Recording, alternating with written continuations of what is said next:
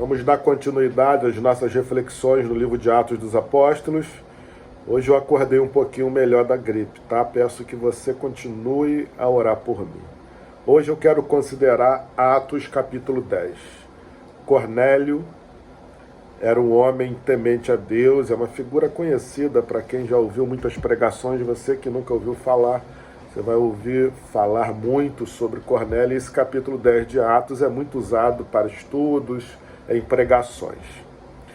Esse Cornélio era um homem romano, autoridade, centurião, autoridade romana que estava em Jerusalém, a serviço do império, que na época Roma dominava essa região toda, e ali ele recebe uma revelação divina, onde um anjo dá uma orientação. A ideia era que toda a sua casa fosse alcançada pelo Senhor.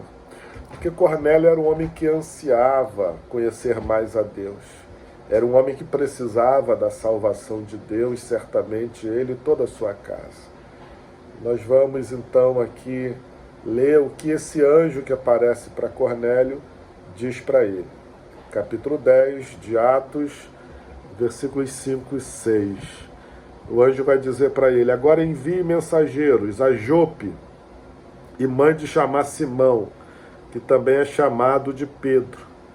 Ele está hospedado com Simão curtidor, cuja residência está situada à beira-mar.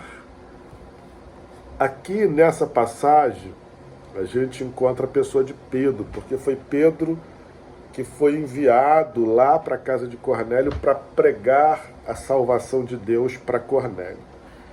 Mas aqui a gente vê toda uma atuação do próprio Deus, sem que Pedro saísse, procurasse, ou mesmo orasse nesse sentido, né, de pedir mais almas para a sua igreja, para que pessoas se convertessem. Deus preparou tudo. Eu tenho pensado, meus irmãos, sobre o crescimento da igreja, quais os elementos que compõem esse crescimento.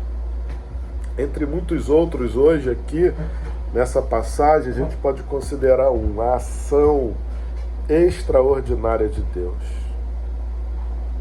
Deus, antes da gente chegar numa casa, numa região, ou mesmo para alguém, a fim de pregar o Evangelho, Deus já estava falando com essas pessoas.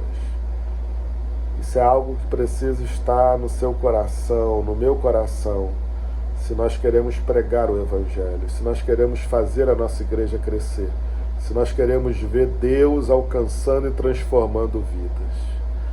Antes de nós anunciarmos o Evangelho para uma pessoa, Deus já está trabalhando na sua vida.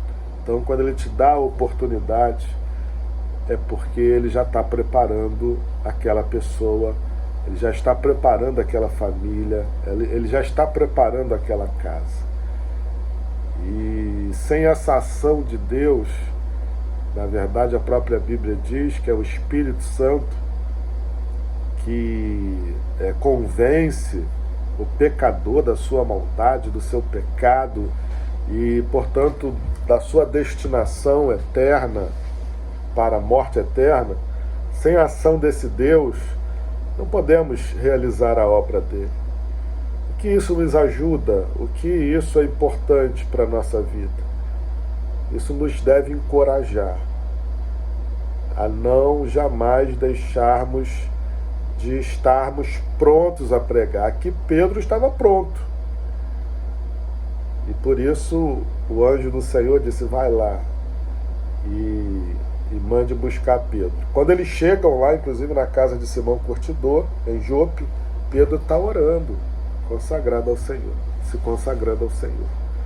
E nós estamos consagrados para aquilo que Deus irá fazer por meio do seu poder, através das nossas vidas. Estamos prontos a pregar o Evangelho, entendendo que Deus já está trabalhando na vida de pessoas, famílias e casas inteiras, para que elas sejam alcançadas pela sua maravilhosa salvação. É uma reflexão. Quero profetizar um dia abençoado sobre a sua vida, mais uma vez, e sobre a sua casa nesse dia, em nome de Jesus. Amém e amém.